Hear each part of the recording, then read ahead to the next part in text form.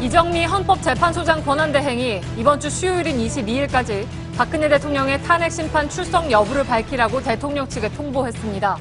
특히 박 대통령이 출석할 경우 국회 소추위원과 재판부의 신문을 받아야 한다는 입장을 헌재가 공식 천명하면서 직접 신문을 꺼리는 대통령 측의 선택폭이 좁아졌다는 분석입니다. 박근혜 대통령 측이 헌법재판소에 요청한 고영태 녹취 증거 채택과 고 씨의 증인 채택 등이 모두 기각됐습니다. 헌재는 탄핵 심판의 본질은 박 대통령과 최순실 씨 관계라면서 고 씨와 관련한 대통령 측의 요청을 받아들이지 않았습니다. 1차 수사기한이 8일 앞으로 다가온 특검이 황교안 권한대행에게 수사기간 연장 여부를 빨리 결정해달라고 요청했습니다. 하지만 황교안 권한대행 측은 통상 특검 수사 기한 만료 하루 전에 연장 여부를 결정했다며 관련 법에 따라 검토하겠다고 답했습니다. 특검이 법원에 청구한 우병우 전 민정수석의 구속영장엔 우 전 수석이 지난해 외교부의 좌천성 인사에 개입한 혐의까지 담긴 것으로 JTBC 취재 결과 확인됐습니다. 외교부가 메르스 정책과 관련해서 청와대를 포함한 다른 부처에 미리 협의해달라는 공문을 보내자 이를 항명으로 여기고 국과장 등 2명을 부당하게 인사 조치했다는 겁니다. 일부 재미교포들이 JTBC의 관제대모 의혹 보도로 피해를 입었다며 수천억 원대의 소송을 제기했다는 소식이 최근 소셜미디어를 통해 확산됐는데 이는 거짓인 것으로 확인됐습니다. 소송이 제기된 적도 없었고 소송을 제기했다고 주장하는 인물은 오래전부터 국내에서 사기죄로 수차례 처벌받은 사람이었습니다. 구제역 발생 보름째가 되면서 전국에서 도살 처분된 소가 1,400여 마리를 넘어섰습니다. 가축 이동 제한 조치로 수급 물량까지 부족해지면서 비상이 걸린 마장동 축산물 시장을 밀착 카메라가 취재했습니다. 안희정 충남도지사가 뉴스룸에 출연합니다. 미르와 K스포츠재단 설립이 선의였다고 한 발언의 논란에 대한 입장을 들어보겠습니다. 수소, 우주의 75%. 그 무한한 수소로 자동차를 달리게 하다. 현대자동차. 시청자 여러분, JTBC 뉴스룸을 시작하겠습니다. 박근혜 대통령 탄핵 심판의 시계가 당초 전망대로 3월 둘째 주를 종착점으로 정해서 가고 있습니다. 오늘 헌법재판소는 박 대통령 측에 이번 주 수요일인 22일까지 직접 출석 여부를 밝히라고 통보했습니다. 여기에 더해서 직접 나온다면 검사격인 국회 소추위원단의 신문을 받아야 한다고 했습니다. 사실상의 최후 통첩이라는 분석이 나왔습니다. 이와 함께 대통령 대리인단이 막바지에 반전을 노리고 제시한 이른바 고영태 카드도 오늘 무산됐습니다. 헌재가 고영태 녹취 파일에 대한 증거조사 신청도 받아들이지 않았고 고 씨의 증인 재신청도 기각했기 때문입니다. 앞서 헌재는 변론을 끌지 않고 이번 주 금요일 최종 변론을 예고한 바 있습니다. 오늘 변론에서도 이 같은 신속심리 원칙 아래 일관되게 소송 지휘권을 발동했다는 분석이 나오고 있습니다. 먼저 임지수 기자의 보도입니다. 헌법재판소는 오늘 수요일 열리는 변론 때까지 박근혜 대통령의 직접 출석 여부를 밝히라고 통보했습니다. 특히 이정미 헌재소장 권한대행은 박 대통령이 최종 변론에 나오더라도 재판부나 국회 소추위 측의 질문은 피할 수 없다고 못 박았습니다. 헌재법에 따르면 피청구인 출석 시 신문이 가능하고 질문에 적극 답변하는 게 박 대통령에게도 도움이 된다는 겁니다. 앞서 대통령 대리인단은 박 대통령이 최종 변론에 나와 질문을 받지 않은 채 본인의 진술만 할 수 있다고 주장해왔습니다. 이에 대해 헌재가 대통령 대리인단의 해석이 잘못됐다고 공식 천명한 겁니다. 이 같은 헌재의 해석이 나오자 국회 측은 대통령에 대한 질문을 준비했다고 밝혔습니다. 한 1시간 내외로 신문할 신문사항도 준비하고 있다는 말씀을 드립니다. 오늘 헌재는 이뿐만 아니라 박 대통령 측이 본인 출석을 이유로 시간 끌기 할 수 있는 여지도 차단했습니다. 대통령은 재판부가 정해주는 기일에 출석해야 한다며 출석할 시간이 앞으로도 있고 지금까지도 많았는데 변론이 끝난 뒤 추가 기일을 요청하면 받아들일 수 없다고 했습니다. 다시 말해 재판부가 정한 최종 변론 날짜에 출석을 해야 하며 그 날짜 이후로는 추가 기일을 잡을 수 없다는 겁니다. 이 같은 통보 역시 3월 13일 이전에 선고하겠다는 의지를 재확인한 것으로 풀이됩니다. 대통령 측 대리인단은 지난 2달간 헌재 출석에 대해 대통령과 간접적으로만 상의했다며 이제 직접 논의해보겠다고 밝혔습니다. JTBC 임지수입니다. 오늘 헌법재판소는 박 대통령 대리인단이 막바지에 들고 나왔던 고영태 카드도 모두 배제했습니다. 헌재는 고영태 녹취의 경우에 내용을 들어봤지만 국정 개입 사건의 핵심과 관련이 없다고 했습니다. 또 고영태 씨 증인 신청에 대해서도 이미 검찰 조사 내용을 증거로 채택하지 않은 만큼 이유가 없다면서 인정하지 않았습니다. 정원석 기자의 보도입니다. 이른바 고영태 녹취에 대해 국정개입 사건의 프레임을 바꿀 것이라는 박 대통령 측의 주장을 헌재가 인정하지 않았습니다. 이정미 헌재소장 권한대행은 제출한 녹취 파일을 다 들어봤는데 사건의 핵심과 관련됐다고 보긴 어렵다고 말했습니다. 그러자 대통령 측 이동욱 변호사는 형사소송법상 녹취 파일 증거는 재생하는 방법으로 조사해야 한다고 항의했습니다. 하지만 이번엔 강율원 재판관이 나서 증거로 채택하면 들어보겠지만 증거로 채택하지 않았다고 했습니다. 또 강 재판관은 쟁점은 대통령과 최순실의 관계라면서 녹취 파일 내용은 이 같은 관계와 직접 연결되지 않는다고 꼬집었습니다. 오늘 대통령 측은 고영태 씨에 대해 재차 증인 출석을 신청하기도 했습니다. 하지만 헌재는 이미 고 씨에 대한 검찰 조서를 증거로 채택하지 않은 만큼 추가적인 증인으로 신문할 이유도 없다며 받아들이지 않았습니다. JTBC 정원석입니다. 대통령 대리인단이 고영태 씨를 다시 증인으로 신청하고 그의 녹취 파일을 법정에서 틀자는 것은 애초에 재판부가 받아들이기 어려운 요구라는 것이 법조계의 일반적인 시각이었습니다. 대리인단은 특히 박 대통령이 법정에 나와서 신문을 받으면 국격, 그러니까 국가의 품격을 위해서 좋겠냐는 주장도 내놓았습니다. 윤서령 기자의 보도입니다. 대통령 대리인단은 재판부 진행의 공정성에 대해 상당한 의구심을 갖고 있다며 반발했습니다. 대통령 출석 시 질문을 받으라는 재판부 결정에 대해선 국격을 거론하며 불만을 드러냈습니다. 대통령이 법정에 나와서 신문을 받는 게 국가 품격을 위해서 좋겠습니까? 하지만 헌재의 탄핵심판 피청구인에 대한 신문권은 법에 명시된 내용입니다. 또 이미 뇌물수수 등 10여 가지 혐의를 받고 있는 상황에서 국가의 품격을 논하는 건 부적절하다는 지적입니다. 소추위 측 황정근 변호사는 신문에 응하는 것이야말로 대통령으로서 국민에 대한 최소한의 예의라고 주장했습니다. 하지만 기존에 나온 대통령 참모들의 증언에 대해 대통령이 논리적으로 대응하기 쉽지 않기 때문에 신문이 전제된다면 출석하지 않을 가능성이 커 보입니다. JTBC 윤서령입니다.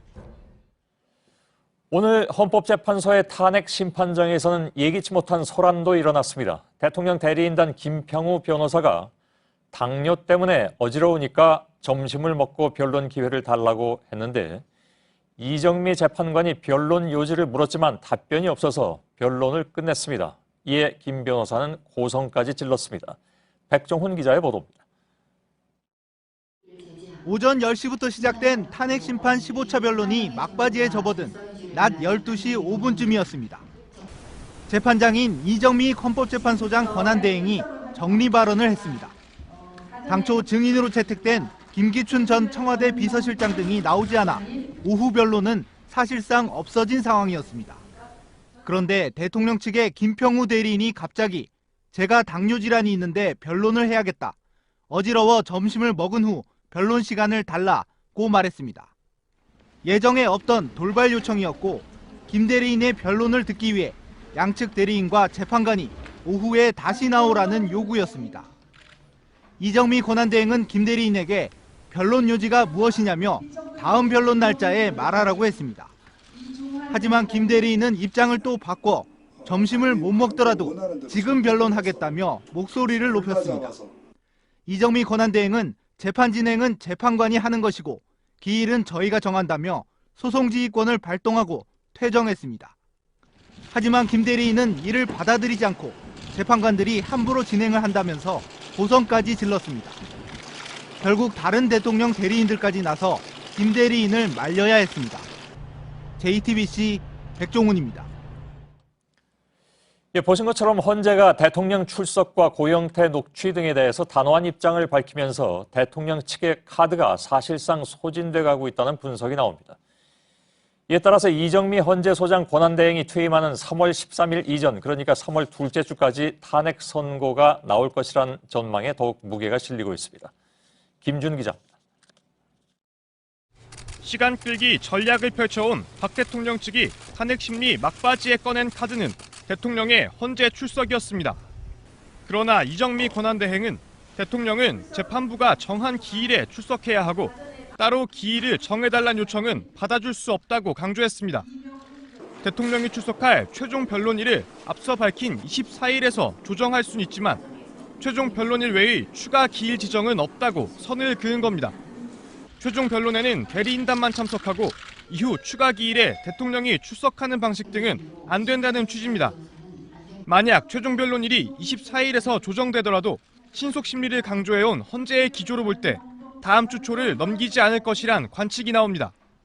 이 경우 재판관 평의와 결정문 작성 등에 필요한 2주가량의 기간을 고려하더라도 3월 둘째 주까지 탄핵 심판 선고가 나올 수 있습니다. JTBC 김준입니다.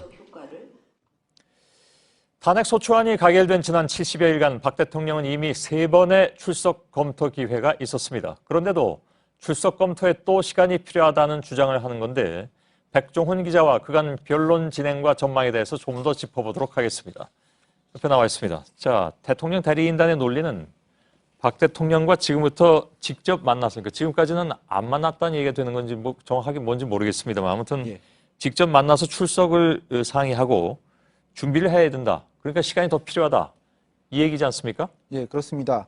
첫 번째 기회가 있었는데요. 지난해 12월 22일입니다. 첫 탄핵 심판 준비 기일이었는데요. 그때 국회 측이 박 대통령에게 직접 나와서 탄핵 사유를 다투자고 서면까지 냈는데 대통령은 답이 없었습니다. 예. 두 번째는 올해 1월 3일 1차 변론 기일입니다.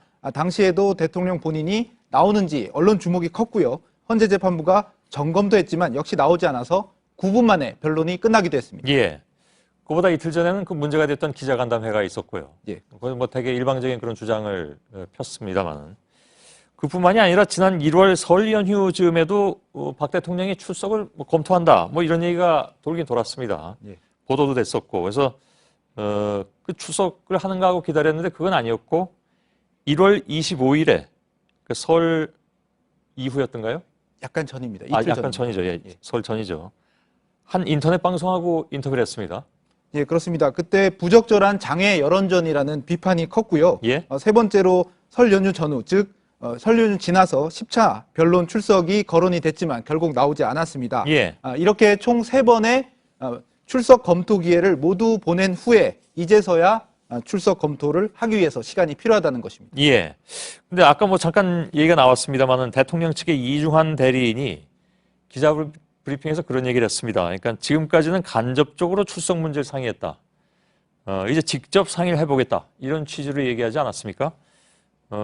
그래서 상식적으로 보자면 대리인단하고 이렇게 의뢰한 사람, 즉 대통령이 여태까지 한 번도 얼굴을 맞대지 않았는가?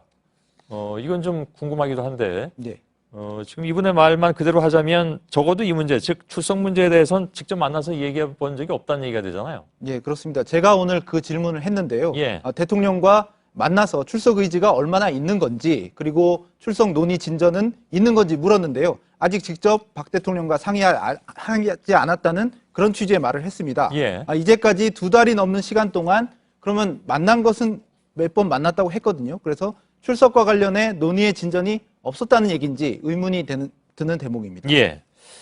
아무튼 여태껏 특히 출석과 관련해서 직접 논의를 하지 않았다는 대리인 측의 주장, 이걸 액면 그대로 받아들일 경우에 이제 뭐 만나서 얘기를 하겠다 이 얘기가 나오는 것 같습니다. 그런데 오늘 고영태 씨하고 관련된 추가 증인 신청도 안 됐고 녹취 파일을 증거로 채택하자, 이거 법정에서 듣자 이런 얘기까지 나왔었는데 그것도 기각됐습니다. 그러니까 대통령 대리인단이 쓸 수 있는 카드는 이제 거의 다 쓴 것이 아닌가라는 생각도 드는데 뭐 한 가지가 있긴 있죠.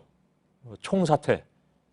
이미 오래전에 한번 얘기가 나왔다가 지금 쑥 들어가 있습니다만 그럼 뭐라고 얘기를 합니까? 예, 오늘도 그 질문이 나왔는데요. 예. 대통령 대리인단의 중대 결심, 즉 총사퇴 가능성에 대해 물었는데 답변하지 않고 그대로 브리핑룸을 떠났습니다. 예. 대통령 변론 진행에 대해 상당한 의구심을 갖고 있다는 재판부에 대한 불만도 드러낸 바가 있어서 가능성을 배제할 수는 없는 상황입니다. 예. 근데 저희가 그 대리인단 총사퇴로는 변론 지연이 불가능하다고 이미 이제 근거를 대면서 몇 차례 보도해드린 바도 있습니다. 예, 법상 그 변호사를 꼭 선임해야 되는 건 민간인인데 예. 대통령은 사인 즉 민간인이 아니고 국가기관으로서 탄핵 심판을 받기 때문에 대리인이 꼭 있어야 하는 것은 아닙니다. 탄핵 소추가 가결된 지 지금 70일이 지났고요. 탄핵 심판이 본격적으로 진행된 지도 2달이 지났기 때문에 그런 일이 있더라도 즉 총사퇴가 있더라도 영향을 주지는 못할 것으로 법조계에서는 보고 있습니다. 예. 자, 결국 남은 변수는 그럼 이제 대통령 출석 여부 정도라고 봐야 될 것 같은데, 그거 역시 이제 그 재판부가 정해준 최종 변론 기일이 나와야 하고, 추가 기일 지정은 없다고 선을 그어서, 이렇게 되면 선고 전망은 어떻게 됩니까? 예, 일단 오늘 헌재가 박 대통령이 출석할 경우엔 국회와 재판부의 신문, 즉 질문을 받지 않을 수 없다고 못을 박았기 때문에 예. 박 대통령의 출석 가능성은 불투명합니다. 따라서 박 대통령이 안 나올 경우에는 그대로 24일 최종 변론이 확정이 되고요. 나온다고 할 경우에는 며칠 정도 조정할 수는 있지만 결정문 작성 그리고 재판관 평의 등은 그대로 진행이 될 것이기 때문에 예. 3월 둘째 주 탄핵 결론엔 영향이 없을 것으로 보입니다. 예. 대개 보자면 9일 내지 10일, 그러니까 목요일이나 금요일 정도로 예상을 한다는 그런 얘기가 되겠죠? 예, 그렇습니다. 예. 알겠습니다. 백종훈 기자였습니다. 헌법재판소가 신속한 탄핵 심판 의지를 보이는 것은 3월 중순 이후에 7인 재판관 체제의 문제점을 우려하기 때문입니다. 그런데 이와 달리 특검의 경우에는 수사기간을 더 늘려야 한다 이런 목소리가 커지고 있습니다. 아직 수사하지 못한 범죄 의혹들이 많아서 이달 말에 끝나는 당초 일정으로는 국정 개입 사건의 전모를 밝히지 못한다는 겁니다. 심수미 기자입니다. 박영수 특검은 삼성그룹이 미르와 K스포츠재단에 낸 출연금 204억 원도 뇌물 혐의에 포함했습니다. 이재용 부회장의 경영권 승계 과정에서 박 대통령의 포괄적인 도움을 노리고 두 재단에 돈을 냈다고 판단했기 때문입니다. 이처럼 돈에 대해 부정한 청탁과 대가성이 입증되면 재단에 출연금을 낸 다른 기업들도 뇌물죄 처벌 대상이 됩니다. 총수사면 문제가 걸려 있었던 SK그룹, 형제 간 경영권 다툼 과정에서 정부 지원이 필요했던 롯데그룹이 대표적입니다. 하지만 특검은 지난 9달여간 삼성 뇌물죄 수사에 집중하느라 이들 기업의 혐의는 추가로 수사를 해야 합니다. 또 특검법에 명시된 15개 수사 대상 가운데 청와대 문고리 3인방의 개입 정황이나 최순실 씨의 해외 자금 도피, 재산 은닉 등도 여전히 베일에 쌓여 있습니다. 특히 이번 사건의 공범으로 지목되는 사정기간 내 이른바 우병우 라인 수사는 특검이 끝나고 나면 사실상 어려워집니다. 검찰, 국정원 내에 우병우 사단이 도와주지 않고서는 민정수석 혼자만의 힘으로는 불가능합니다. 수사기간이 반드시 연장돼서 묵인방도의 카르텔을 제대로 규명을 해야 되겠다고 생각합니다. 역대 11번의 특검 수사 가운데 기간 연장이 거부된 사례는 대북 송금과 내곡동 사저 2건뿐입니다. JTBC 심소유입니다. 예, 이처럼 특검 수사 기간이 연장이 안 될 경우에 수사는 불완전하게 끝날 우려가 큰 상황이죠. 결국 수사가 어떻게 마무리되느냐는 황교안 대통령 권한대행에 달린 셈입니다. 황 대행 측은 통상 수사기간 만료 하루 전에 연장 여부를 결정해왔다면서 결정을 미루는 입장을 밝혔습니다. 그런데 하루 전에 결정해왔다는 주장도 사실과 달랐습니다. 안태훈 기자입니다. 특검은 지난주 황교안 권한대행에게 수사기간 연장 신청서를 보냈습니다. 수사 대상이 많고 범위가 넓은 데다 수사의 핵심이라고 할 대통령 조사가 이루어지지 않았기 때문입니다. 그런데 황교안 대행은 닷새가 지난 오늘까지 입장을 밝히지 않고 있습니다. 국무총리실 관계자에게 물어봤더니 특검 연장은 수사기간 만료 당일까지 하면 된다며 통상적으로 만료 전날 해왔다고 말했습니다. 1차 수사기간 만료일이 오는 28일인데 27일쯤 결정하겠다는 의미로 해석됩니다. 특검법은 수사기간 만료 전에 승인 여부를 통지하도록 하고 있습니다. 만료 당일에 결정하라는 뜻은 아닌 것입니다. 그런데 총리실의 주장과 달리 이전 특검 가운데 상당수가 닷새 또는 일주일 전에 연장 여부를 통보받았습니다. 한편 자유한국당은 의원총회를 열고 특검의 수사기간 연장에 반대한다는 당론을 채택했습니다. JTBC 안태훈입니다. 특검은 수사기한 연장이 안 될 경우에 늦어도 이번 주 중반에는 대통령 대면 조사가 이루어져야 한다는 입장입니다. 그런데 오늘 나오는 얘기를 보면 대통령 측은 특검에게 대면 조사와 관련해서 갖가지 특혜를 요구해왔고 특검은 대면 조사를 가능하게 하기 위해서 대부분 그런 요구를 들어줘 왔던 것으로 나타났습니다. 그러나 여전히 대통령 측은 대면 조사를 받는다는 말만 하고 있을 뿐 의지는 없어 보인다는 얘기입니다. 서복현 기자입니다. 박근혜 대통령은 특검 수사에 협조하겠다는 입장을 여러 차례 밝혀왔습니다. 특별 검사에 의한 수사까지도 수용하겠습니다. 이제 연락이 오면은 그거는 이제 성실히 임할 생각으로 있습니다. 청와대도 최근 대면 조사를 받고 싶다는 뜻을 연일 밝히고 있습니다. 하지만 실제 특검과의 협의 과정을 보면 일방적인 요구사항이 한둘이 아니었습니다. 우선 보안을 이유로 제3의 장소가 아닌 청와대 경내에서 비공개 조사를 주장했습니다. 조사 시간과 방식도 협상 테이블에 올렸습니다. 박 대통령의 건강 등을 고려해 길지 않게 조사하고 가급적 한 명이 조사해달라고 한 겁니다. 뇌물과 블랙리스트, 세월호 7시간 의혹 등 분야별로 수사 담당자가 지정된 특검으로선 불리한 방식이었습니다. 특히 피의자 신문 조사가 아닌 참고인 진술 조사에만 응하겠다고 주장한 것으로 알려졌습니다. 박 대통령은 이미 검찰 수사에서 피의자로 입건됐습니다. 이후 특검에서도 혐의가 여러 추가된 상황입니다. 특검은 일단 조사하는 게 중요하다고 보고 이런 요구를 수용해줬던 것으로 파악됐습니다. 하지만 박 대통령 측은 지난 9일로 예정된 대면 조사를 하루 앞두고 일정 공개를 이유로 조사를 취소했습니다. 박 대통령 측이 애초에 대면 조사를 거부할 명분을 찾아왔던 것 아니냐는 지적이 나옵니다. JTBC 서복현입니다. 우병우 전 민정수석은 이번에 결국 구속될 것인가?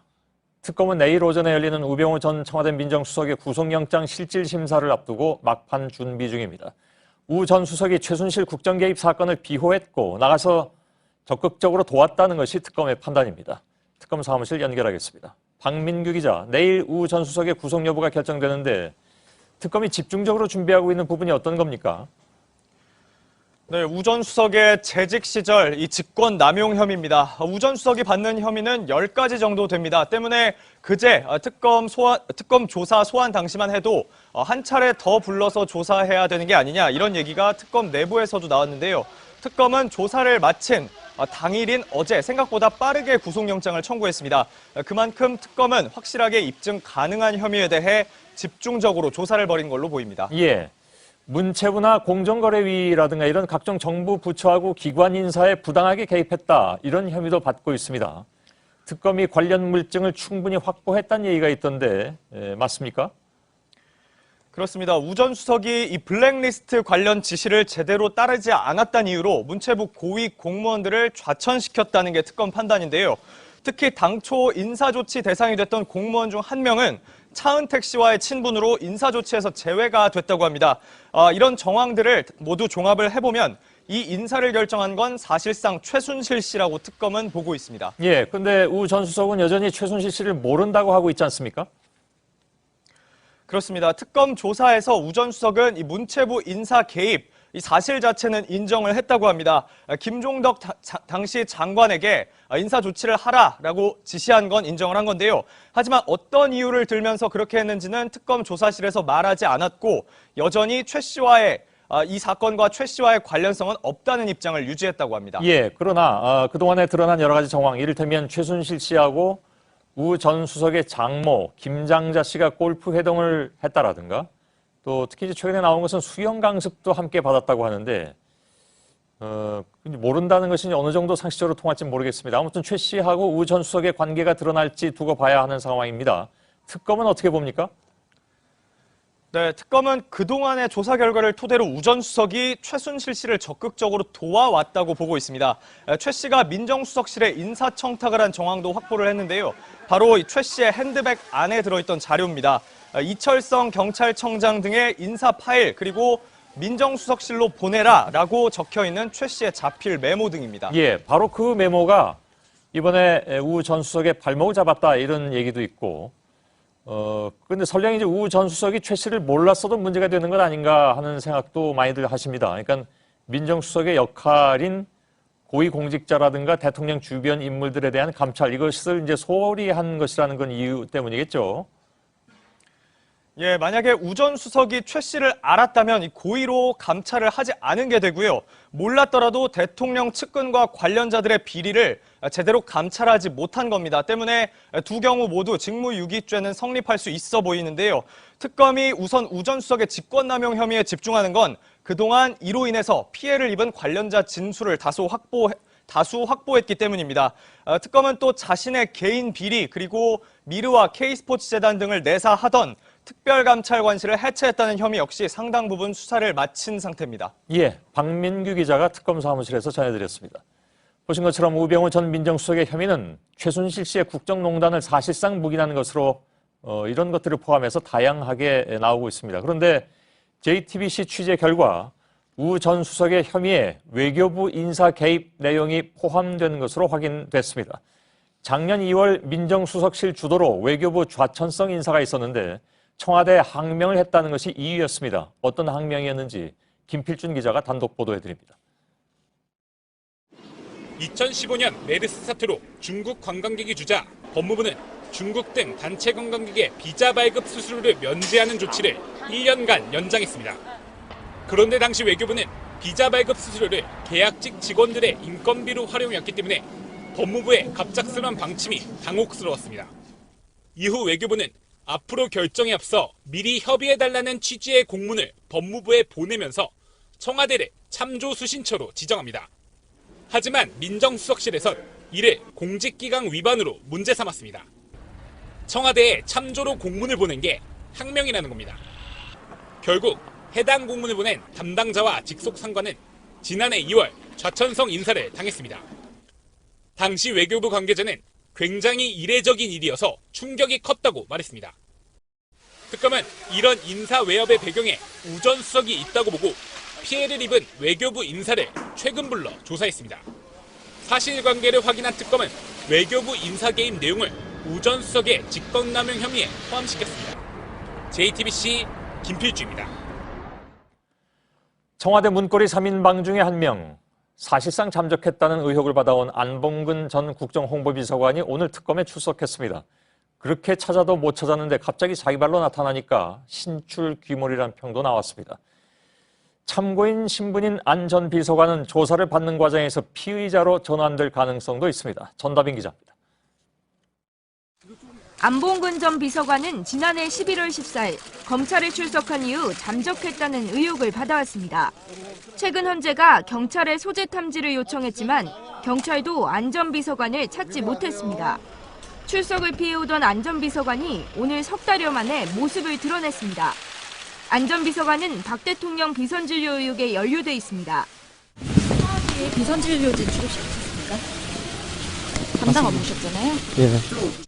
안 전 비서관은 최순실 씨가 청와대를 자유롭게 드나들도록 자신의 차량을 제공하는 편의를 봐주고 주치의나 자문의가 아닌 비선의료진을 청와대에 출입시켰다는 의혹을 받고 있습니다.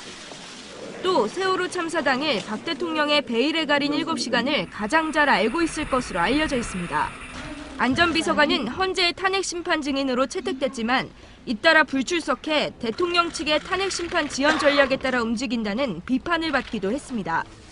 안 전 비서관이 갑작스레 출석한 배경을 놓고 여러 해석이 나오는데 대통령 측과 계속 연락하며 적절한 시기를 저울질하다가 특검에 나온 것이라는 분석이 제기됩니다. JTBC 전다빈입니다. 네, 김정남 피살 사건 소식입니다. 오늘 말레이시아에 있는 북한 대사가 기자회견을 가졌는데 피살된 김철이 김정남이 아니라는 주장까지 나왔습니다. 말레이시아 경찰 조사를 강하게 부인한 건데요. 말레이시아는 총리까지 나서서 반박했습니다. 현지 취재기자 연결하죠. 유선희 기자, 먼저 오늘 말레이시아 주재 북한 대사가 여러 주장을 했는데 구체적으로 어떤 내용입니까? 강철 대사의 기자회견은 대부분 말레이시아 경찰 수사 결과를 못 믿겠다, 한국 정부와 연루된 것 아니냐 이런 주장이었습니다. 강 대사의 발언 직접 잠시 들어보겠습니다. 용의자라고 보는 근거가 어디 있는지 아는 겁니다. 그러면 떠나서 그 말레이시아 경찰이 떠났다고 하는 4명이 같은 날에 떠난 사람들은 많은데 왜 이 사람들만은 움직이지 않은 거고 이것을 목표로 지금 여론을 돌리는 것인가? 강 대사는 또 숨진 북한 남성은 김정남이 아니고 자연사였으며 한국 정부와 말레이시아 정부가 결탁해 북한을 배후로 지목하고 있다고 주장했습니다. 기자회견을 마칠 때 제가 직접 용의자로 지목된 사람이 평양에 들어왔는지 직접 확인해보면 어떻겠느냐고 물어봤는데요. 강 대사는 북한은 앞으로 말레이시아 경찰 수사를 전부 무시하겠다고만 답했습니다. 네, 김정남이 아니라면 북한이 이렇게 과민 반응할 필요도 없을 텐데요. 말레이시아 당국은 어떤 반응입니까? 북한 대사의 기자회견 뒤 말레이시아는 총리가 직접 나서서 입장을 냈습니다. 나집 라작 총리는 말레이시아 경찰의 수사 결과를 절대 확신한다 이렇게 말했는데요. 사실상 북한에 대한 경고로 풀이됩니다. 지난 17일 북한 대사가 한밤중에 기자회견을 열고 말레이시아 경찰을 비난하자 오늘 오전 말레이시아 정부는 강철 대사를 초치해 강하게 항의하기도 했고 평양에 있는 자국 대사까지 송환했습니다.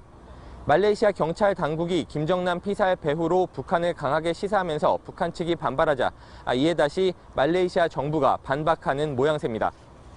네, 유력 용의자인 북한 남성 4명은 이미 평양으로 돌아간 걸로 알려졌죠. 수사 상황은 어떻습니까? 네, 앞서 체포된 여성 용의자 2명과 이정철이 모두 범행을 부인하고 있기 때문에 사건의 실체가 밝혀지는 데는 조금 더 시간이 걸릴 전망입니다. 오늘 유튜브에는 후지TV가 보도한 김정남 피살 당시 CCTV 영상이 공개됐는데요. 흰색 티를 입은 여성이 김정남의 얼굴을 무언가로 2, 3초 정도 감쌌다가 바로 달아나는 모습 등이 있습니다. 이미 체포된 베트남 여성인데요. 짧은 시간에 김정남을 살해한 것으로 봐서 강한 독극물이 사용된 것으로 추정할 수 있습니다. 말레이시아 보건장관은 오늘 암살에 쓰인 독성 물질에 대해서 분석이 정상적으로 진행되면 22일쯤 결과가 발표될 수 있다고 밝혔습니다.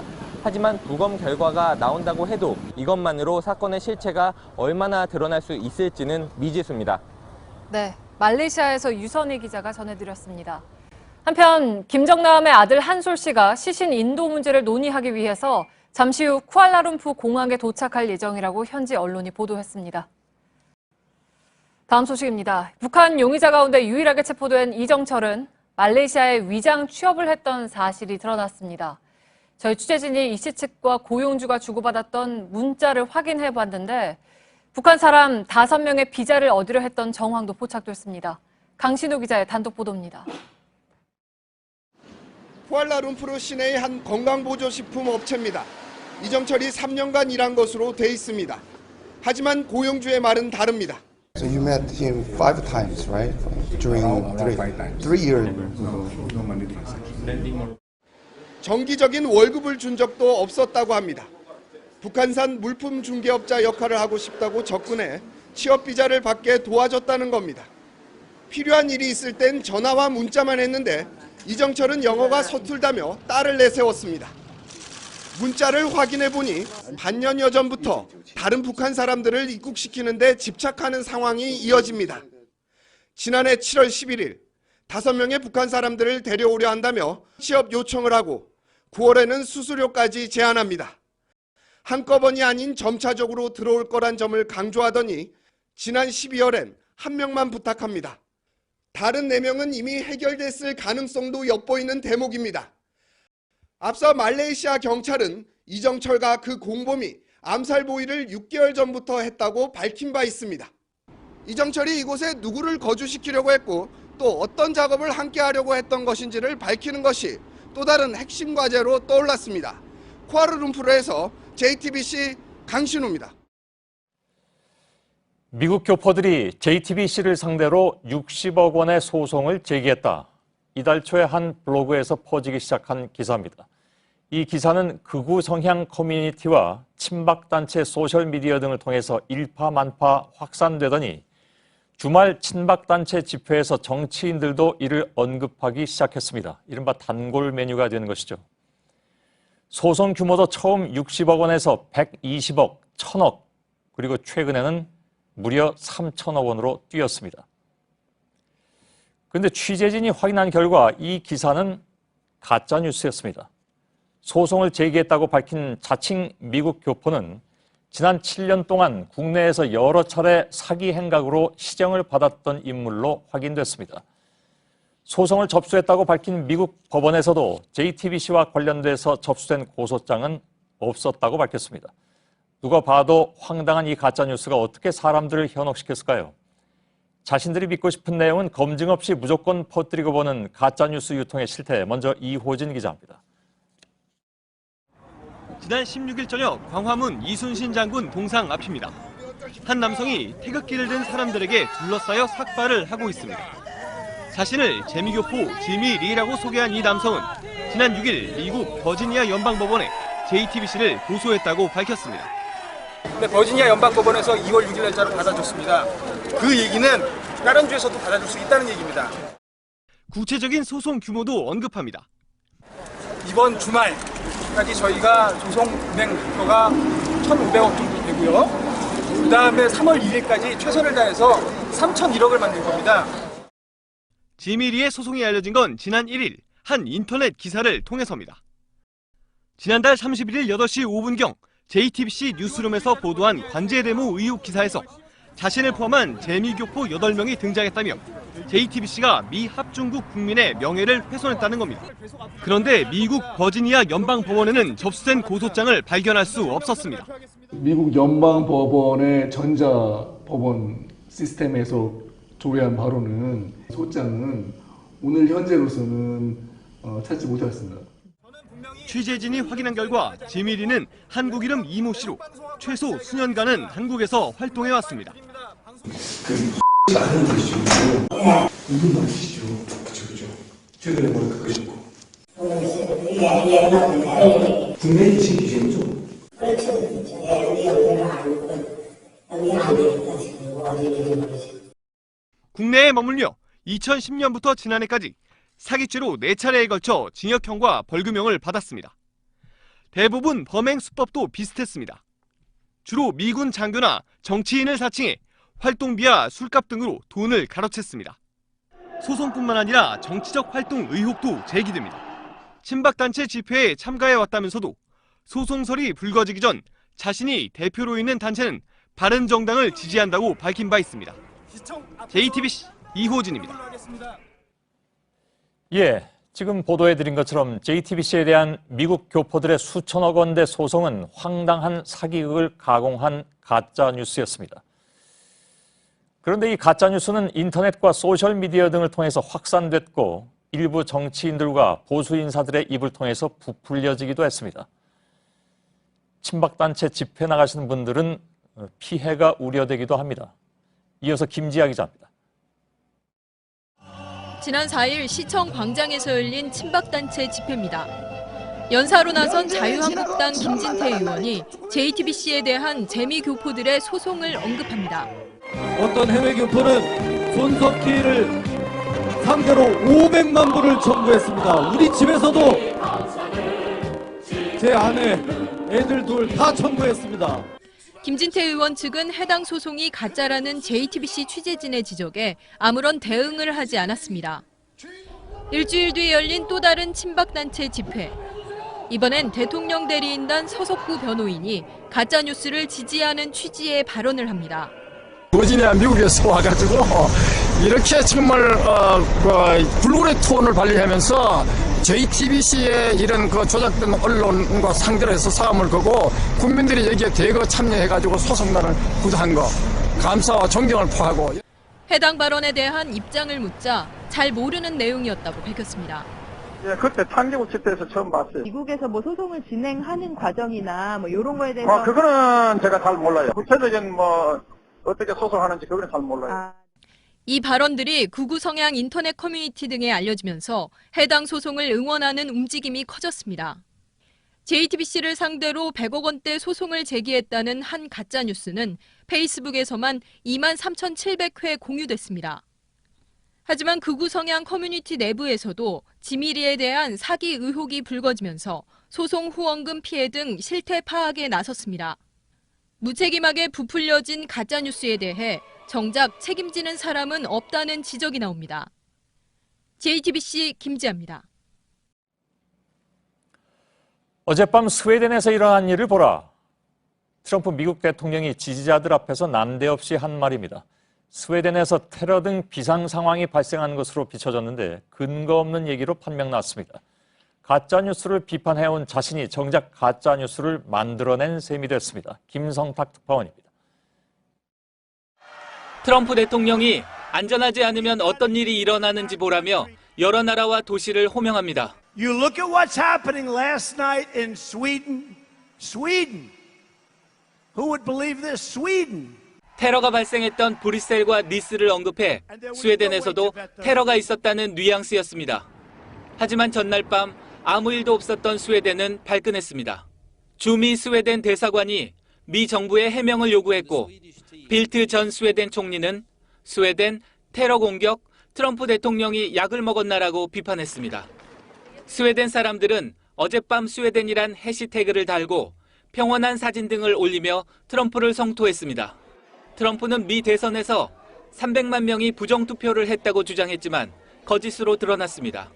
역대 최대 규모라는 취임식 논란에 백악관 고문은 대안적 사실이란 말까지 만들어냈습니다. 취임 후 한 달 만에 30% 지지율로 추락한 트럼프 대통령이 대중연설로 만회를 시도하고 있지만 사실에 근거하지 않은 말로 외교 문제까지 야기하고 있습니다. 런던에서 JTBC 김성탁입니다. 네, 민주당 대선 주자인 안희정 충남지사의 발언을 두고 논란입니다. 최순실 국정농단 사건과 관련해서 현 정부 입장을 옹호하는 듯한 내용 때문인데요. 안 지사는 그런 의도가 아니었다고 해명했습니다. 박현주 기자입니다. 논란이 된 발언은 어제 부산대 강연에서 나왔습니다. 박근혜 대통령과 이명박 전 대통령을 언급한 부분입니다. 그분들도 선한 의지로 우리 없는 사람들과 국민들을 위해서 좋은 정치 하시려고 했습니다. 근데 그게 뜻대로 안 됐던 것이라고. 미르와 K스포츠 재단에 대해서도 동계올림픽을 잘 치르고 싶어하는 마음이 있을 거라고 언급했습니다. 자신이 다른 사람의 말을 선의로 받아들인다고 전제했지만 논란은 커졌습니다. 안희정 지사가 선의로 한 말이라고 믿습니다. 다만 안 지사의 말에 분노가 빠져 있습니다. 불의에 대한 뜨거운 분노가 있어야 정의를 바로 세울 수 있습니다. 안희정 지사는 비유와 반어법이었다며 본래 취지와 다르게 해석되고 있다고 반박했습니다. 박근혜 대통령을 비유하거나 두둔하려고 드렸던 말씀이 아닙니다. 법을 어기거나 잘못을 정한 것에 대해서는 그걸 어떻게 정당화할 수 있습니까? 야권 지지층 중 일부는 당시 강연장에서는 안 지사의 반어법을 받아들였다고 하지만 또 다른 일부는 안 지사가 중도층 표심을 얻기 위해 선을 넘는 것 아니냐고 지적하고 있습니다. JTBC 박현주입니다.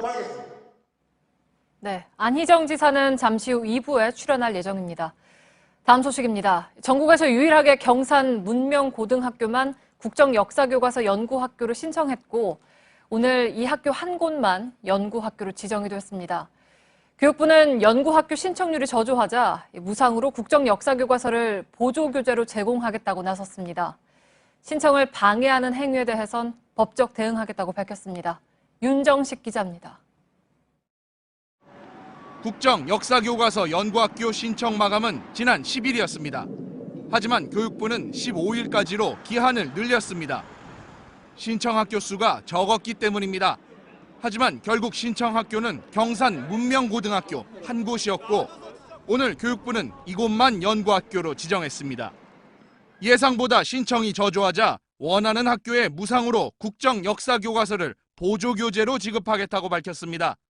그러면서 앞으로 신청이나 수업을 방해하는 행위에 대해서는 법적 대응을 하겠다고도 했습니다. 2014년 우편향 논란이 있었던 교학사 교과서 파동 때도 전국에서 부산 부성고등학교 한 곳만 교과서를 신청했습니다.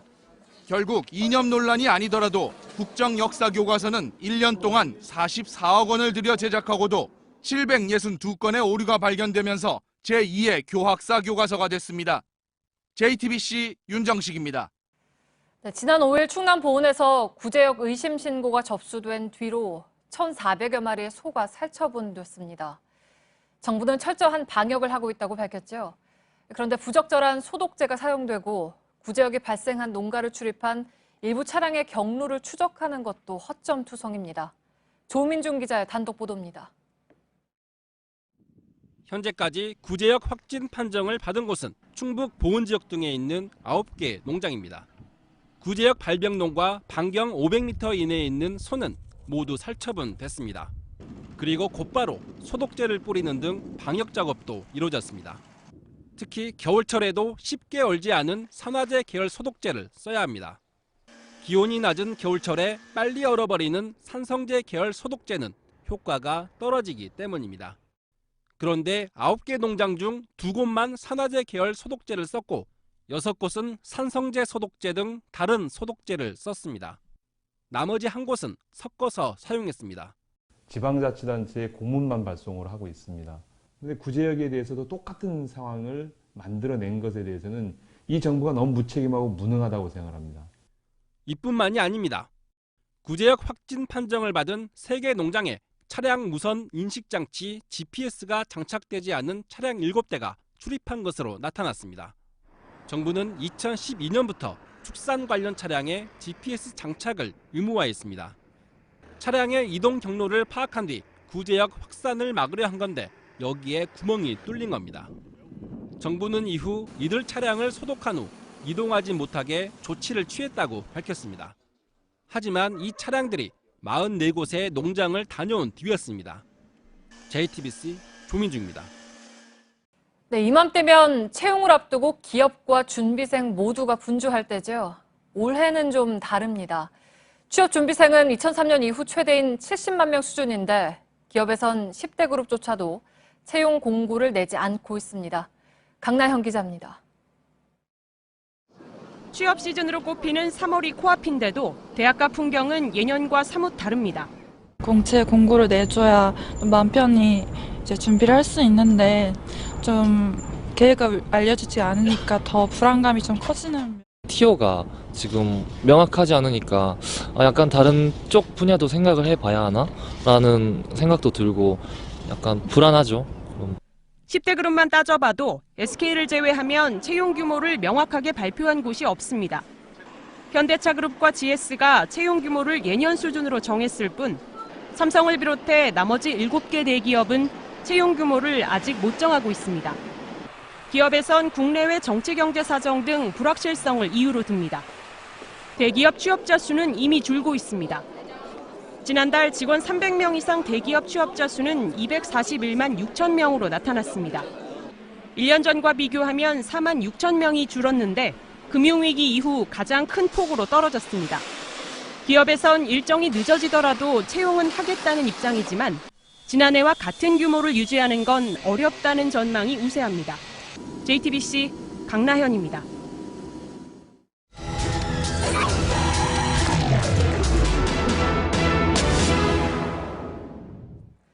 구제역이 발생한 지 보름째입니다. 7년 전에 최악의 구제역 사태를 이미 겪고도 달라진 게 없죠. 축산업계는 초비상입니다.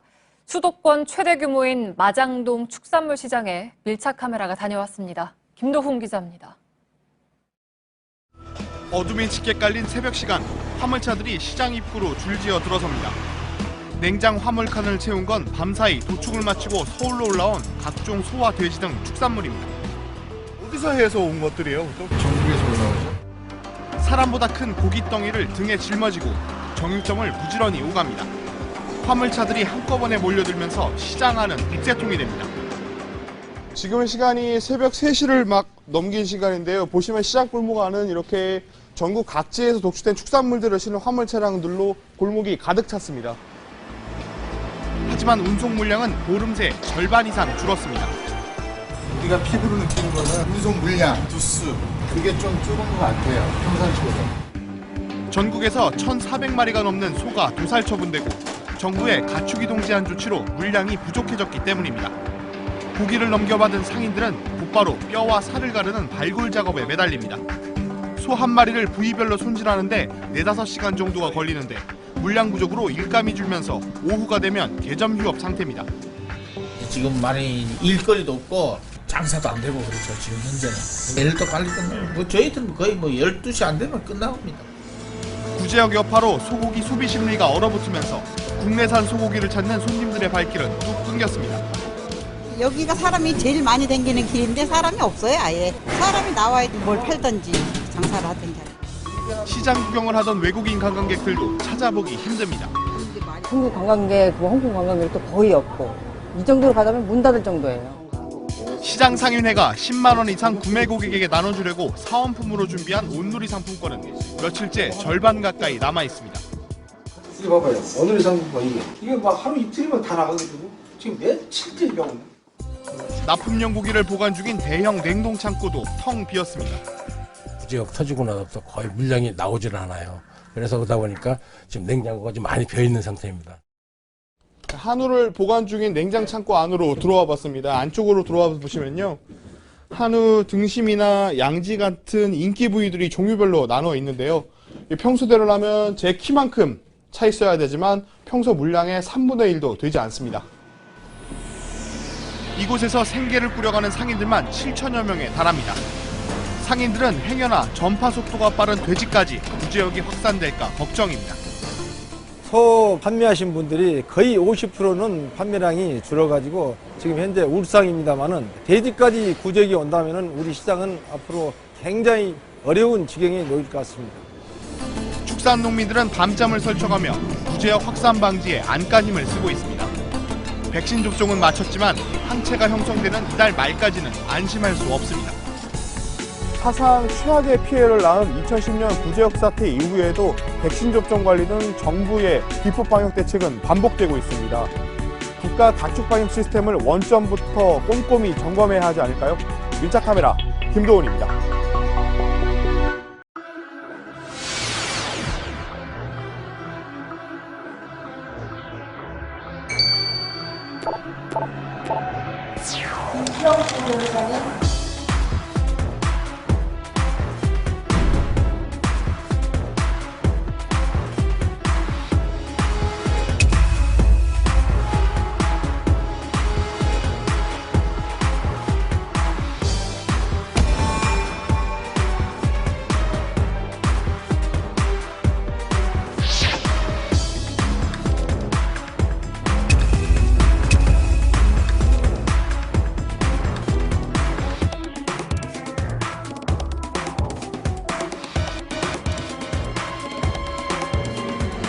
불평 영상이요? 네. 저희들과 상의하자는 내용이니까 저희들로서 좀 알기가 어렵습니다.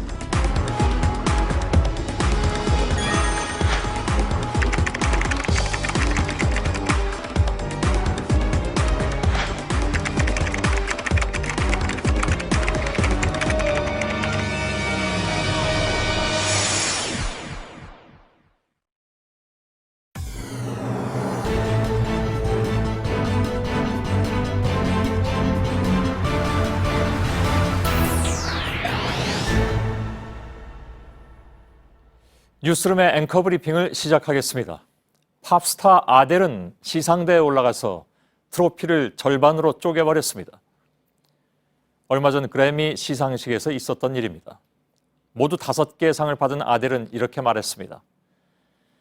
정말 감사하지만 나는 이 상을 받을 수 없다.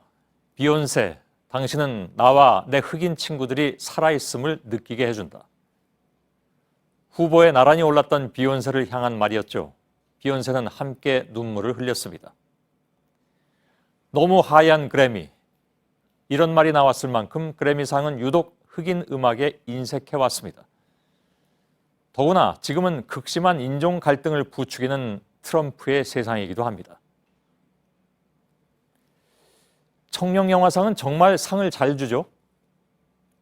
배우 김혜수 씨 역시 2년 전 청룡영화상 사회를 보는 도중에 이렇게 말했습니다.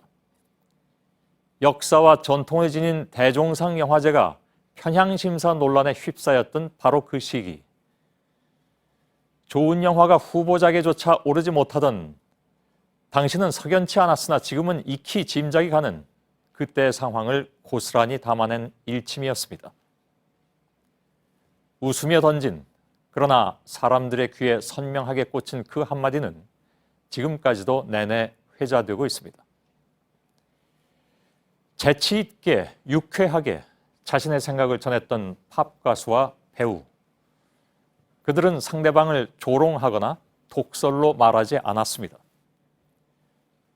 그리고 그것은 긴 겨울을 견뎌내는 중인 광장에서 시민 모두가 보여줬던 품격과도 다르지 않았습니다. 굳이 미셸의 이 말을 다시 기억하지 않더라도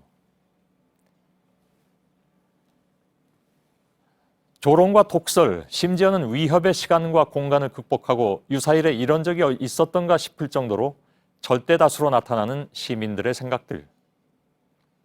무엇보다도 이른바 가짜뉴스에 좌지우지되지 않았던 합리적 이성이 있었기에 가능한 일이었습니다. 누군가를 지지하든 지지하지 않든 이런 결과는 아마도 시민 개개인의 깊은 고뇌의 산물일 것이라는 믿음을 우리는 가질만 하지 않은가. 이제 막바지로 향하는 발걸음, 지금 그 한 발 한 발은 무엇보다도 신중하고 조심스러워야 할 시기. 그래서 다시 떠올리는 품격 있는 저항, 아델의 그래미상과 김혜수의 청룡영화상. 오늘의 앵커 브리핑이었습니다.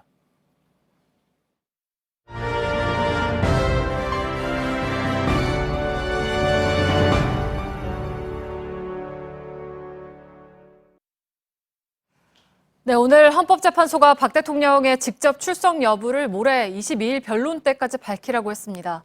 대통령이 출석을 하더라도 별도 기일을 지정하지 않겠다고도 했죠. 이정미 헌재소장 권한대행의 퇴임일인 3월 13일 이전에 탄핵 결론 가능성에 더 무게가 실리는 상황입니다. 취재기자와 함께 더 짚어보도록 하겠습니다. 백종훈 기자 나와 있습니다. 네, 오늘 강일원 주심재판관이 청와대 전 선임 행정관에 대해서 미르와 K스포츠재단과 관련해서 왜 기밀이라고 생각했느냐고 좀 따져 물었죠. 네, 그렇습니다. 방기선 전 청와대 선임 행정관은 증인으로 나왔는데 대통령이 기업 총수를 만날 때 이른바 말씀자료 그것을 쓴 인물입니다. 네. 재단 설립을 윗선에서 기밀로 하라는 지시를 받았다고 답을 했는데 강 주심 재판관이 말씀하신 것처럼 그게 왜 기밀이냐고 캐물었고요. 네. 제대로 법 절차를 거치지 않고 설립돼서 기밀이라고 한 것 같다는 답변을 끌어내게 됐습니다. 네, 그리고 서기석 재판관은 재단 설립에 경제수석실 인사들이 왜 관여를 했느냐는 점도 따져 물었죠. 예, 상식적인 질문입니다. 서 재판관은 문화스포츠 관련 재단이면 네. 교육문화수석실이나 다른 부처가 있는데 왜 하필 경제수석실이 주도를 했느냐고 물은 거고요. 방 전 선임 행정관은 경제수석실이 여러 일을 하다 보니 그렇다 이렇게 두루뭉술 답을 했습니다. 네.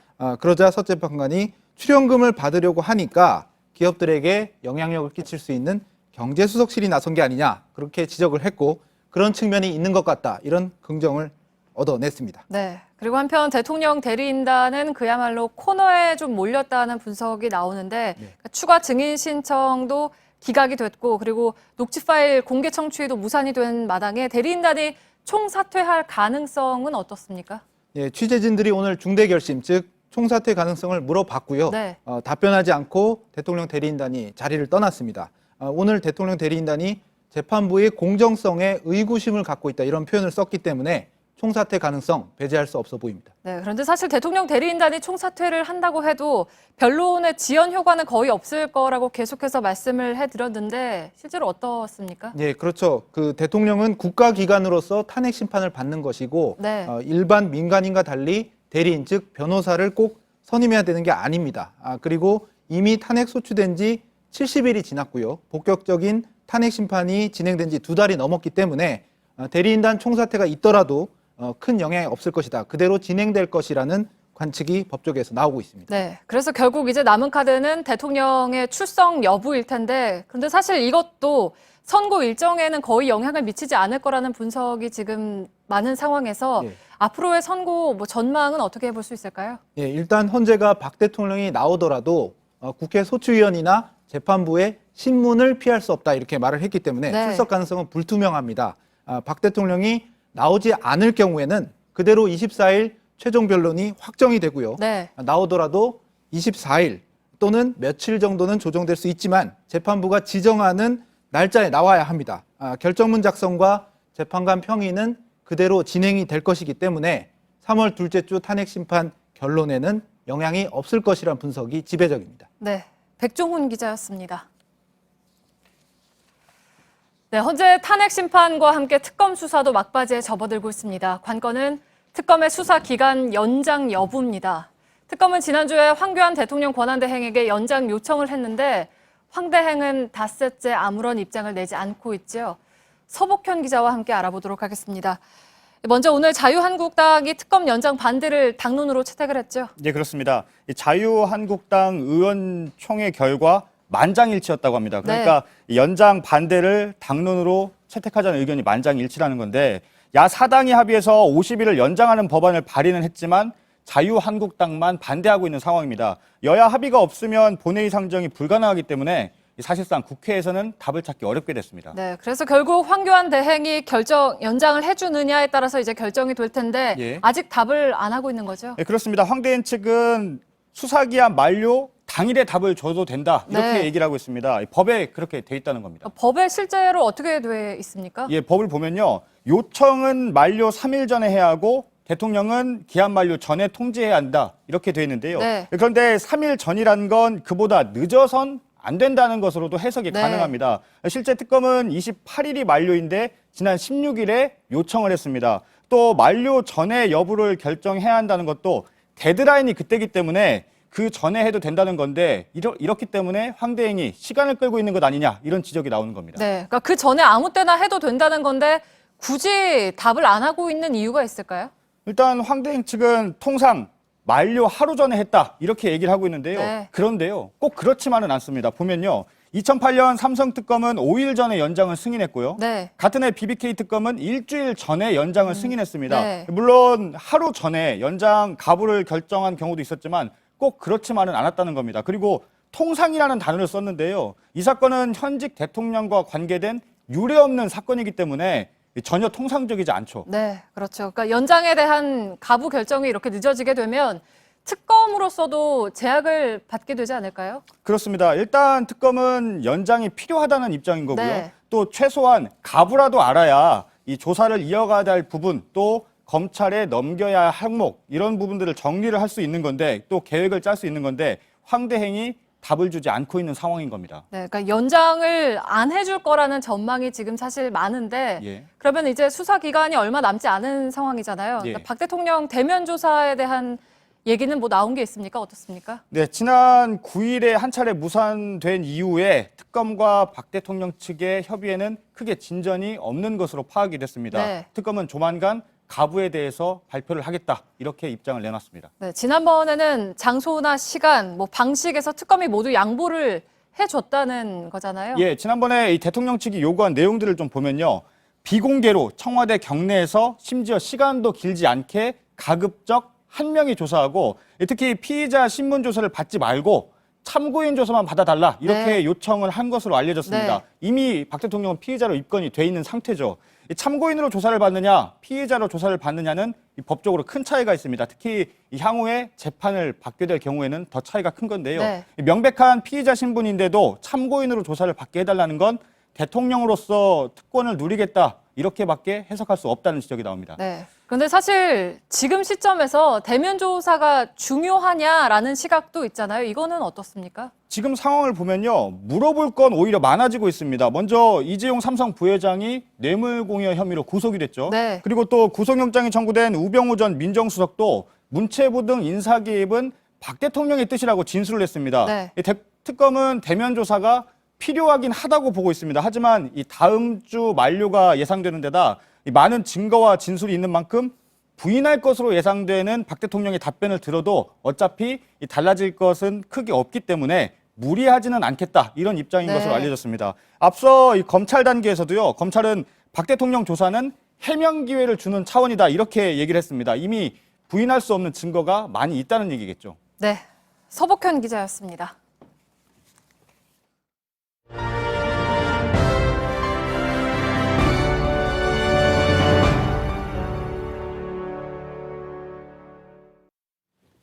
예, 지금부터는 대선 주자 인터뷰 오늘 세 번째 시간이 됐습니다. 안희정 충남도지사를 만나겠습니다.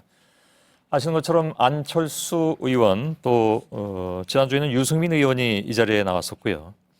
오늘 세 번째 시간이 되고 이제 안 지사 이외에 다른 두 분 그러니까 이재명 시장과 문재인 전 대표가 남아 계신데 오늘 아무튼 세 번째 인터뷰를 진행하겠습니다.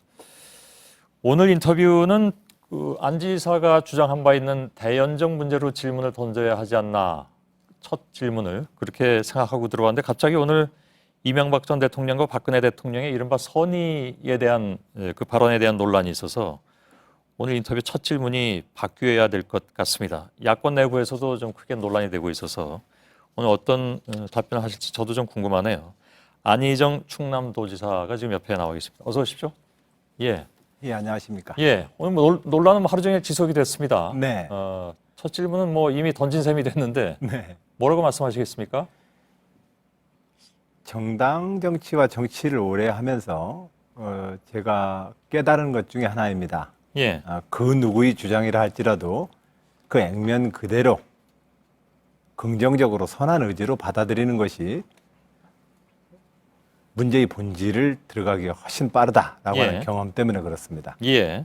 정치 일반에 대한 또 대화에 대한 저의 원칙적인 태도를 먼저 말씀을 그러면 올렸던 자리였습니다. 예, 뭐 이명박 전 대통령이나 박근혜 대통령에게 문제 제기를 하고 있는 그 내용들 그것이 여전히 선의였다고 그러면 생각을 하신다는 말씀인가요? 본인들께서 그것이 선의였다고 주장하시니 그대로 받아들이겠다는 말씀을 드린 것이었습니다. 예. 그러나 그것이 현재 국정농단의 수사에서 드러났던 것처럼 그 과정의 모든 과정을 정당화시킬 수는 없는 것입니다. 예. 그래서 일반적으로 우리가 정치적으로 어떤 주장을 대할 때 그것을 긍정적으로 선의로 그 액면 주장을 받아들이는 것이 논쟁을 하고 또 대화를 하는 첫 걸음이다. 이 말씀을 좀 드린 것입니다. 예. 네. 그 박근혜 대통령도 지금 한창 문제가 되고 있는 여러 가지 미르나 뭐 K스포츠 재단이나 선의였다고 주장했는데 그럼 그 주장을 일단 받아들이고 생각하시겠다는 얘기인가요? 이거는 이미 그건 입증되지 않았습니까? 그 선의라고 하는 것이 결과적으로는 그분이 지금 동원했던 모든 수단은 불법 아닙니까? 예.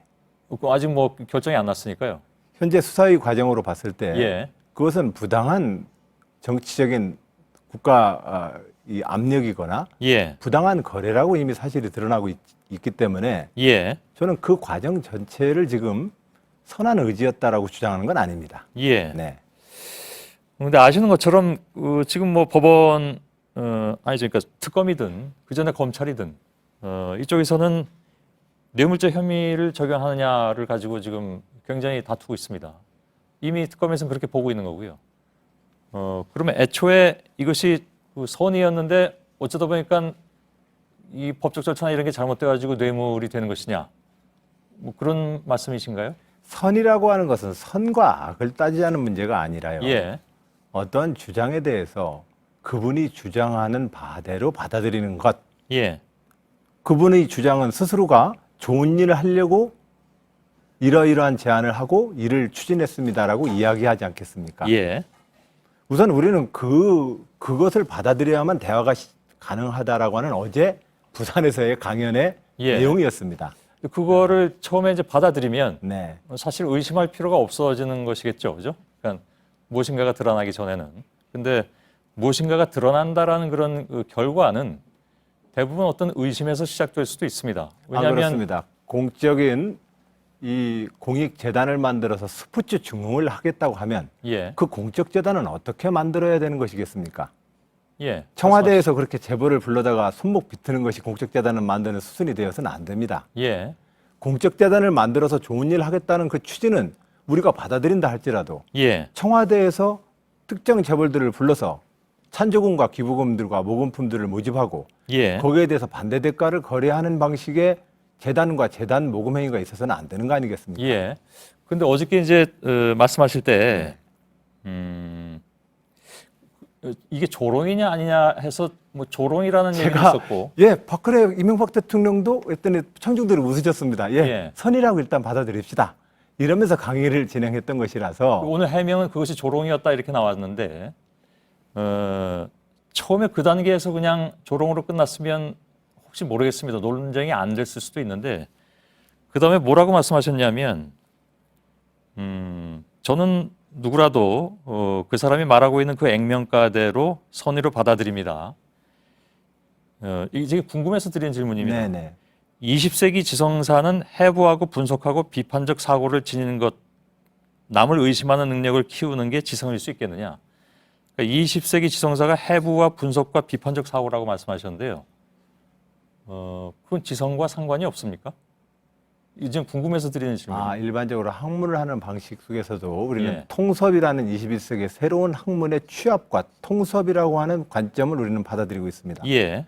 사물을 의심하고 그것에 대해서 분석을 하고 해부하는 방식이 20세기까지의 우리가 바라보는 지성과 철학이었다면 예. 지금은 그것을 분해할 수 없는 그 요소를 모두 통섭의 관점에서 받아들일 때 그 예. 온전한 객관적 진리에 갈 수 있다라고 하는 일정한 학문을 대한 태도의 변화들 아니겠습니까? 예. 그걸 지적한 것입니다. 글쎄요. 통섭이 그 모든 것을 다 아우르는 것은 아닐 수도 있으니까요. 근데 지금 말씀하신 그대로만 보자면 그냥 제가 하신 말씀만 가지고 짧은 식견으로 말씀드리자면 해부하고 분석하고 그에 따른 비판이든 비평이든 하는 것은 검증의 기본이 아닌가요? 그러니까 다시 말하면 예, 무슨 말씀인지 알겠습니다. 그런데 예. 이제 제가 그 했던 것은 정치권에서 우리가 여당이든 야당이든 예. 상대의 주장을 우리가 아니요, 지금 받아들이는 태도에 대해서 그것도 이제 충분히 이해는 그런 가는데요. 관점에서 이제 문제 제기를 한 것이고요. 예. 근데 예를 예. 드신 네. 이명박 전 대통령의 4대강 사업이라든가 박근혜 대통령의 지금 얘기가 되고 있는 각 재단의 문제라든가 하는 것은 사실은 그 해부하고 분석하고 비판적 사고가 있었기 때문에 문제가 제기되는 것이고 그에 따라 지금 이런 상황까지 온 것인데 물론 뭐 최종 결정은 봐야 되겠습니다만은 수사 중이고 또 탄핵 심판 중이니까요. 근데 따라서 이것을 그 지성일 수 없다고 말씀하시면 예를 들어서 20세기의 지성은 그런 방식을 썼으나 예. 21세기의 지성일 수 있겠는가? 21세기의 우리의 지성사의 변화는 예. 좀 더 통합적 관점을 띠는 것이 옳다. 근데 예를 들면 4대강 사업을 제가 예를 들어서 말씀을 예. 올리겠습니다. 4대강 사업은 나쁜 사업이다라고 정의를 내리는 것보다는 예. 홍수주전 그리고 뭐 생태 수환경의 어떤 개선 자 이런 취지로 4대강 사업 하신다고 그랬습니다. 예. 예, 그럼 좋습니다. 그런 취지로 4대강 사업을 하시나 보다라고 받아들입니다. 아니요. 그러면 그때도 아시는 것처럼 환경단체라든가 또 아니, 많은 저의 태도를 말씀드리는 거예요. 예. 받아들였을 때 그러면 어떻게 하는 것이 수자원 생태를 보호하는 거, 수질을 개선하고 그리고 친수와 그 홍수로부터의 안전한 물 관리 방법이냐에 대해서 우리는 논의를 더 적극적으로 추진할 수 있지 않겠습니까? 예. 그런데 네. 예를 들어서 네. 그런 사업이 추진됐을 때 많은 전문가들이 그 문제를 해부하고 말씀하신 데 그대로 받아서 하자면 해부하고 분석해서 이거는 4대강 사업은 문제가 있다라고 비판적으로 접근을 했습니다. 그리고 지금의 결과에 대해서는 아까 조롱이라고 말씀하셨는데 아마 그 안 지사께서도 4대강 사업이 좀 문제가 있다고 보신 모양이죠. 그러니까 조롱이라고 표현하신 것 같은데요. 아닙니다. 그 뒤에 20세기의 지성사와 우리가 예. 지성을 가졌다라고 하는 것이 예. 의심하는 것으로부터 출발했다면 어떤 주장과 사실에 대해서 의심하고 분석하는 것으로부터 우리가 20세기의 지성사를 이해했다면 의심을 꼭 부정적으로만 보시는 것 같은데요? 주어진 것에 대해서 의심하는 것에 대해서 부정적으로 보냐 안 보냐의 문제가 아니라 예. 20세기의 지성사가 그랬다는 겁니다. 단정적으로 말씀하시는 좀 어려운 측면이 있겠지만 예. 제 관점은 예.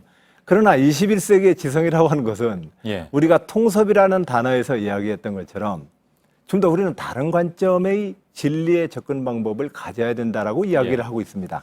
그런데 예를 들어서 통섭이라면 모든 것을 그냥 아울러서 조화롭게 나가는 것이냐 아니면 무엇인가를 분석하고 하는 것은 꼭 한쪽 면만을 보고 하는 것이냐 즉 통섭의 개념과 다른 것이냐 그건 아니라고 말씀하시는 분들도 많이 계십니다.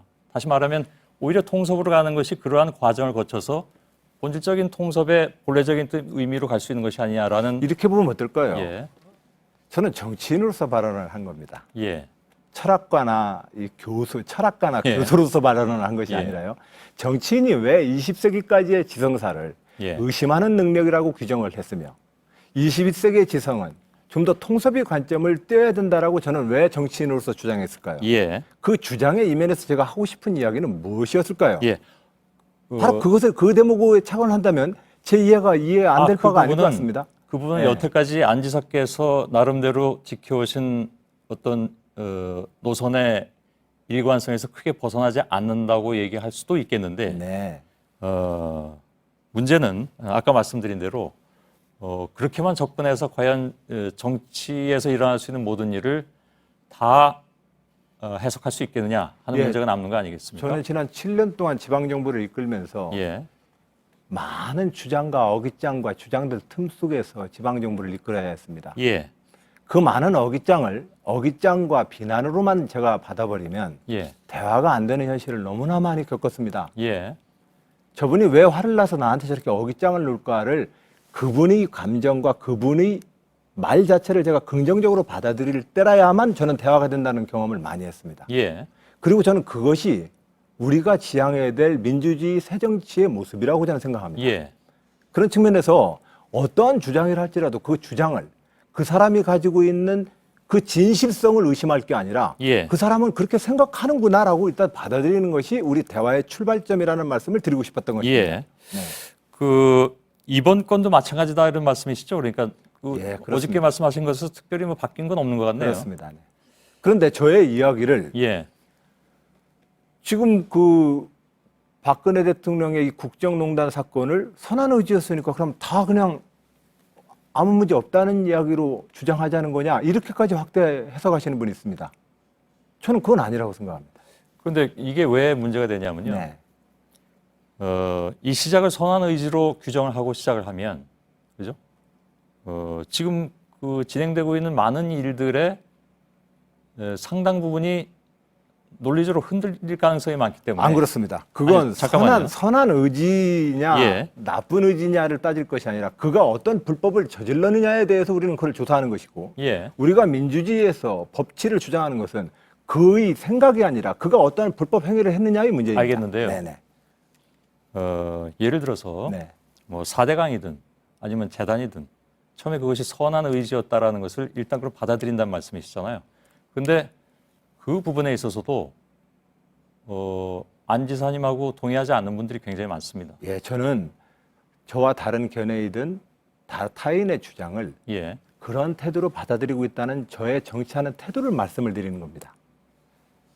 예. 그러면 네. 뭐 안 지사께서 향후에 어떻게 될지는 모르겠습니다. 대선을 통과하실지 우선 경선이겠습니다만 안 지사가 나중에 혹시 뭐 대선에서 성공하신다면 정권을 운영할 텐데 안희정 정권을 보는 다른 시각도 그래야 된다고 보십니까? 그래야 된다라고 하는 말씀, 저를 긍정적으로 봐달라. 저를 의심하시고 또 비판하시는 분들은 비판하실 수 있겠죠. 아니, 지금 말씀하시는 것은 정치인은 자기의 생각을 퍼뜨리기를 원하지 않습니까? 그죠? 네. 그것이 정당하다고 주장하는 것이고 또 그렇게 되기를 바라고 정치에 뛰어드는 거 아니겠습니까? 네. 그러면 안 지사가 생각하시는 것처럼 뭐 정치인이든 아니든 정치인의 어떤 행위가 일단은 선을 가지고 있는 것이다라고 모든 사람들이 생각하기를 원한다는 말씀이시잖아요. 예를 들어서 저 같은 우리가 경우는 선한 언론인입니다. 의지라는 단어 때문에 지금 예. 서로 간에 대화를 하는데 굉장히 지금 장애를 겪고 있는 겁니다. 저는 뭐 별로 이렇게 장애라고 생각하지는 않는데. 왜냐하면 예. 우리 모두는 어떤 주장을 할 때 예. 그것이 자기가 옳다고 생각하기 때문에 그 주장을 하는 것 아니겠습니까? 제가 이렇게 질문을 드린 이유는 아시겠습니다만은 네. 대선에 나가신 분이고 네. 국정을 책임지실 분이기 때문에 만일에 당선이 되신다면 국민으로서는 그분이 각종 정치적 현상이라든가 사회적 현상에 대해서 어떻게 접근하냐는 굉장히 중요한 문제가 되지 않습니까? 근데 이 부분에 대해서 아직 이해를 못하고 계신 분들이 많이 계시기 때문에 그건 저의 생각과는 상관이 없습니다. 네. 저는 그렇게 이해 못하는 분들도 대변해 드려야 되는 거니까요. 그러면 예를 들어서 언론에서는 당연히 이런 얘기를 할 수 있는 거 아니겠습니까? 언론의 입장은 늘 무조건 의심한다는 것이 아니라 합리적 의심을 하고 그에 따라서 분석하고 문제가 있으면 비판할 수 있는 것이죠. 근데 그것이 꼭 언론의 입장은 아닙니다. 왜냐하면 언론은 다른 시민들의 입장을 대변하고 있는 것이기도 하니까요. 근데 그것이 단지 난 정치인이고 정치인의 영역에서 얘기하는 것이야 라고 얘기한다면 그걸 시민사회에서 받아들일 수 있겠느냐 하는 문제가 남습니다. 그런데 제가 예. 다른 사람들의 주장을 그 사람이 뭔가 주장하는 바대로 이해하려고 노력을 하자. 예. 이것을 전제로 해야만 우리는 그 대화를 좀 더 잘할 수 있고 예. 그 대화를 통해서 우리는 어떠한 잘못을 수정해내는데 더 빠른 길이다라고 하는 제 이해가 그렇게 어렵습니까? 아니 어렵지 않습니다.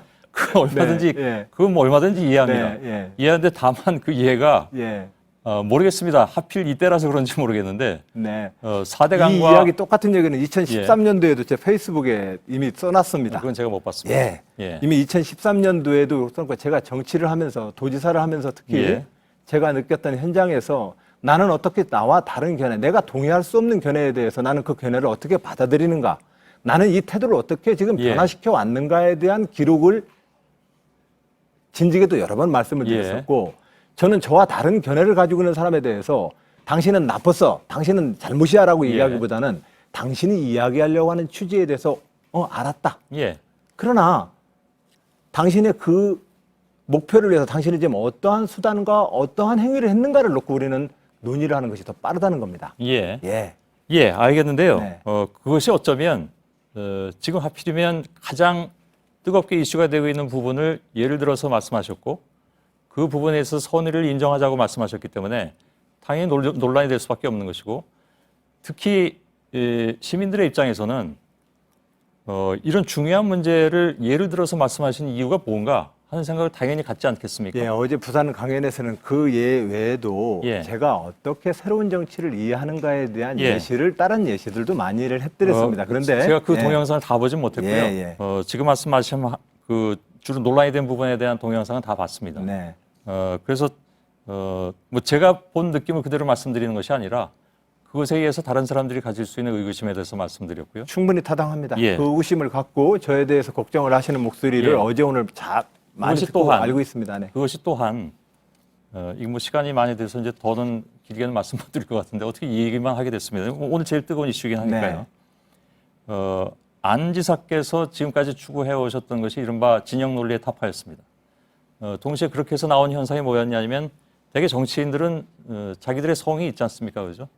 그것이 진영으로 표현되든 아니면 당으로 표현되든 그건 상관이 없는데 그것으로부터 한 걸음씩 나오시는 모습을 누구나 봐왔고 그것이 뭐 모르겠습니다. 정치 선거 전략인지 어떤지는 뭐 제가 판단하기 어렵습니다만은 근데 그 한 걸음 나오다가 보니까 지금 이 상황은 글쎄요. 그 성 안에 있는 사람들 입장에서 보자면 저 양반이 너무 좀 멀리 가셨네? 라는 생각을 할 수도 있지 않나 싶어서 예, 충분히 그럴 수 있고 그런 측면에서 지금 많이 여론이나 예. 인터넷을 통해서 혼나고 있습니다.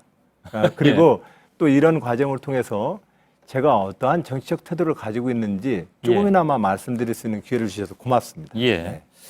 알겠습니다. 다시 한번 말씀드리지만 이 문제에 대해서 안 지사께서 생각하시는 그런 관점이나 또 다른 어떤 관점도 뭐 충분히 존재할 수 있는 것이고 네. 또 그 부분을 많은 분들이 이해하신다면 뭐 문제는 없을 수도 있습니다. 그런데 오늘 뭐 본의 아니게 이 얘기를 끝까지 하게 된 것은 워낙 그 부분에 대해서 오늘 논란이 많이 됐고 또 아직까지 좀 이해하기 어렵다 하는 분들도 많이 계셔서 예, 좀 전에도 말씀을 드렸습니다만 이와 유사한 이야기는 제가 도지사를 하면서 페이스북에 올렸던 저의 많은 글에 이미 진즉에 제가 예. 정치를 대하는 태도로서 밝힌 바 있고 저의 예. 고민을 말씀드린 바 있습니다. 선거를 앞둔 중도 우클릭이라거나 선거의 표를 의식해서 예. 제가 만들어내고 있는 태도나 말이 아니라는 말씀을 알겠습니다. 드리고 싶습니다. 다른 분들하고 대개 한 16, 7분 정도를 했던 걸로 제가 기억을 하는데요. 이건 뭐 사실 시간으로 형평성 재기는 좀 어려운 상황이긴 한데 다른 방송에서도 이 문제를 다뤘던 걸로 알고 있는데 오늘 문제 말고요. 2003년 뭐 정치자금 문제 뭐 자세히는 제가 설명을 여기 다시 드리지는 않겠습니다만은 이른바 이제 불법 정치자금 수수로 1년 실형을 받으신 바가 있습니다. 그래서 동시에 이런 얘기들이 나왔습니다. 그러니까 그것 역시 어찌 보면 그 당시에 이제 그 다른 방송에서 말씀하실 때는 시스템의 문제 등등을 지적하시긴 하셨는데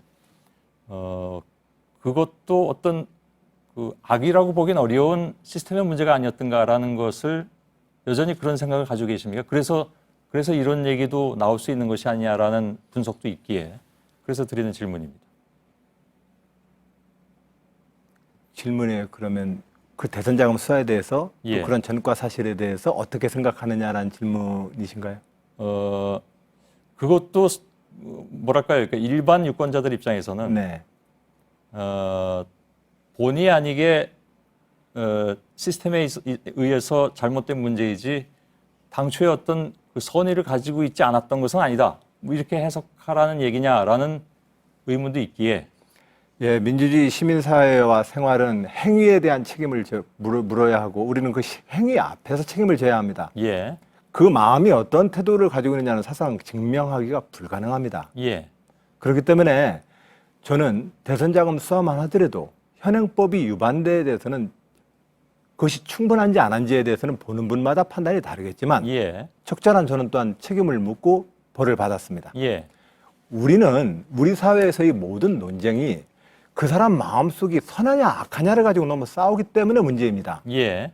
우리는 책임을 물어야 되는 것은 그가 시민의 공적 생활에서 어떤 행위를 했느냐가 중요합니다. 예. 그러니 우리는 그 행위 앞에 책임을 져야 되고 그 행위의 책임을 물어야 합니다. 예.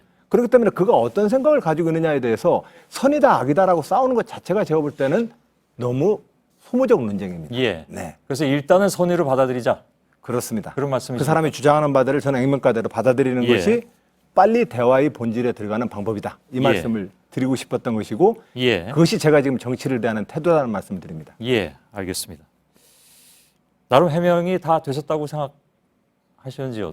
시간은 거의 다 됐기 때문에 더 드릴 질문은 좀 없고. 이것이 논리적인 문제가 아니라 예. 분노하고 있는 시민들 입장에서 저희 이야기가 예. 정서적으로 받아들이기 어렵다는 걸 잘 알고 있습니다. 예. 그러나 어제의 자리나 오늘의 질문의 자리는 예. 제가 정치를 어떤 태도로 임하느냐에 대한 저의 정치를 대하는 저의 철학과 소신을 묻는 질문이기에 예. 이 말씀을 드리게 되었습니다. 예, 알겠습니다. 저도 광장의 시민의 한 사람으로서 이제까지 같이 싸워왔고 예. 앞으로도 그 광장에서 같이 분노할 것입니다. 예. 아마 시청자 여러분께서 다 평가하시고 받아들이시지 않을까. 판단은 시청자 여러분께 맡기면서 이 시간을 마쳐야 되겠네요. 고맙습니다. 네, 감사합니다. 네, 내일 전국이 맑고 아침에는 반짝 추위가 예상되지만 낮부터 기온이 영상으로 오르겠습니다. 예. 뉴스룸 여기서 마치겠습니다. 저희들은 내일도 최선을 다하겠습니다. 여러분 고맙습니다.